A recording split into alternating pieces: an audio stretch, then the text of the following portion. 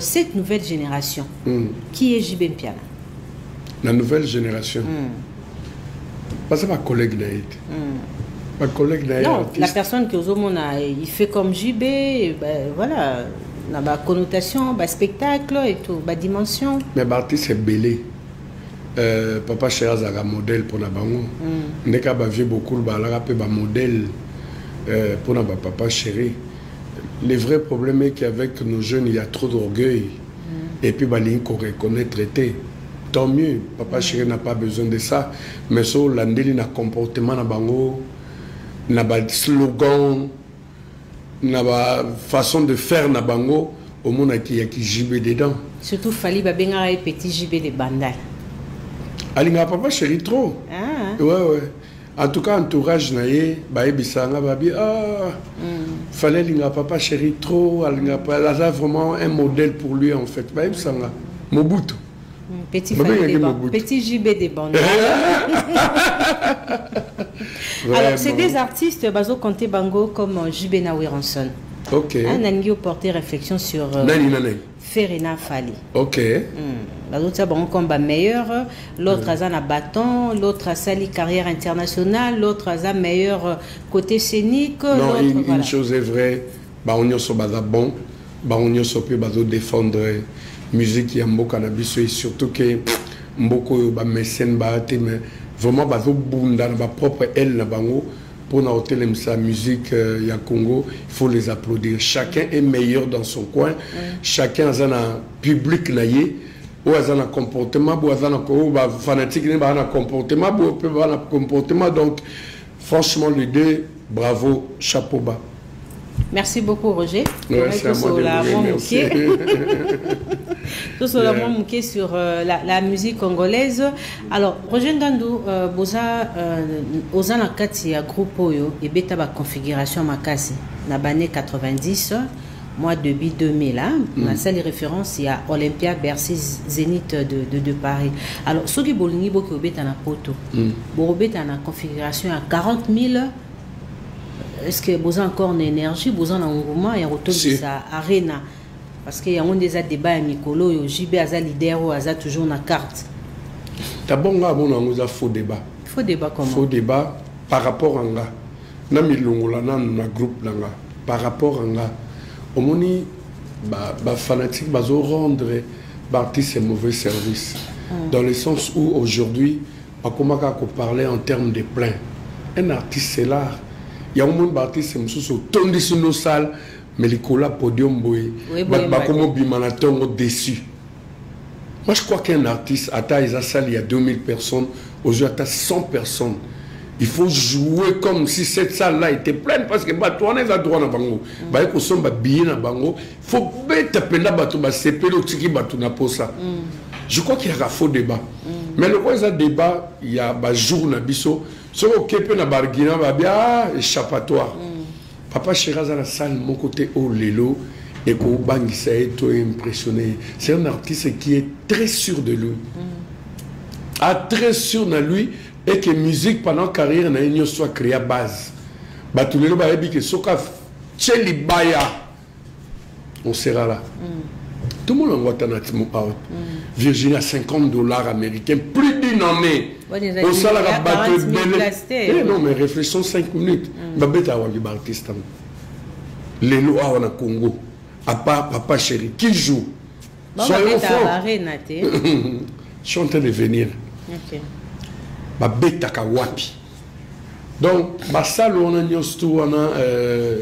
et le bilan, Papa Chéri, le côté de la salle. So, dans la salle, il y a 100 personnes, il va jouer. Salle, il y a 1000 personnes, il va jouer. Salle, il y a 60 000, il va jouer. Donc, ma producteur, quand on a l'ingaka, vous salara pub, vous communiquer, vous avez visa na bino, vous billet, ma kamutu, c'est bon. D'ailleurs, Papa Chéri, par rapport à rendement, le producteur hésite à rater parce que il y a une force, il y a une power. Donc, oui, c'est des salles, oui, les lots, ils ont bien, ils ont l'actualité. Artistes, preuve. Moi, j'applaudis, mais Papa Chéri, ni chaud ni froid.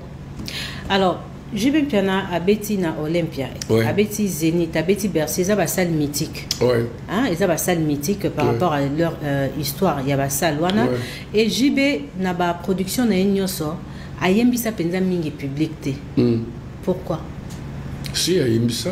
Pas trop hein. Oh, lelo ils ont un débat moko pe valider bazo yembi ça, bat ba bien juste pour bazala essouffler. Non, d'abord Papa Chéri tango a mataka na podium.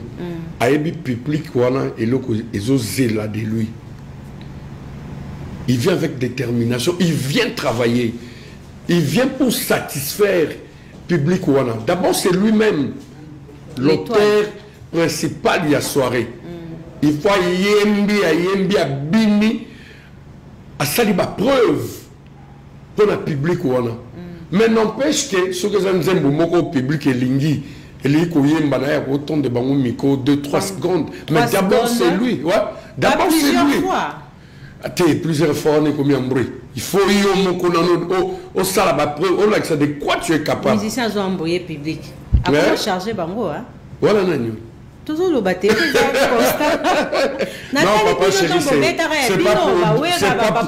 c'est pas pour rien le bara BCBG c'est une machine à musique.